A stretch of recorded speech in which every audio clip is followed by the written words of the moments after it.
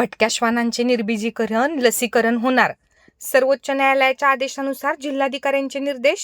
शहरी व ग्रामीण भागातील भटक्या जनावरांमुळे मानवाच्या दैनंदिन जीवनात होणारा उपद्रव तसेच मानव श्वान संघर्षाच्या गंभीर घटनांची दखल घेत जिल्हाधिकारी डॉक्टर किरण पाटील यांनी जिल्ह्यातील भटक्या श्वानांना पकडून त्यांचे निर्बीजीकरण, लसीकरण व जंत निर्मूलन करण्याचे निर्देश अधिकाऱ्यांना दिले आहेत. सर्वोच्च न्यायालयाच्या आदेशानुसार मानव श्वान संघर्ष टाळण्यासाठी उपाययोजना करण्यासंदर्भात जिल्हाधिकारी डॉक्टर पाटील यांनी त्यांच्या कार्यालयात जिल्हास्तरीय प्राणी क्लेश प्रतिबंध सोसायटीची बैठक गुरुवारी घेतली. या बैठकीला जिल्हा परिषदेचे मुख्य कार्यकारी अधिकारी गुलाबराव खरात, निवासी उपजिल्हाधिकारी सुरेश कवळे, नगर विकासचे जिल्हा सह आयुक्त GS पेंटे, पशुसंवर्धन उपआयुक्त अमित कुमार दुबे, प्रदेश जिल्हा माहिती अधिकारी पवन तसेच पोलीस अधिकारी उपस्थित होते. तर दूरदृश्य प्रणालीच्या माध्यमातून जिल्ह्यातील नगर परिषदांचे मुख्याधिकारी उपस्थित होते.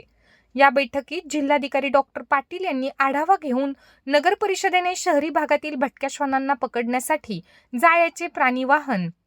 कॅचिंग नेट उपलब्ध करावे, पशुवैद्यकीय अधिकारी यांच्या मदतीने भटक्या श्वानांचे निर्बीजीकरण, लसीकरण व जंत निर्मूलन करावे, त्यांना मारू नका, त्यांच्यासाठी आश्रय किंवा निवाऱ्याची सोय करावी, यासाठी चांगले काम करणाऱ्या गौशाळा, सेवाभावी संस्थांचे सहकार्य घ्यावे, भटक्या श्वानांसाठी खाऊ घालण्याच्या जागा निश्चित करावी, भटक्या जनावरांबाबत माहिती व तक्रारींसाठी हेल्पलाईन क्रमांक सुरू करावे, प्राणी क्लेश होणार नाही याची दक्षता घ्यावी, शासकीय रुग्णालयात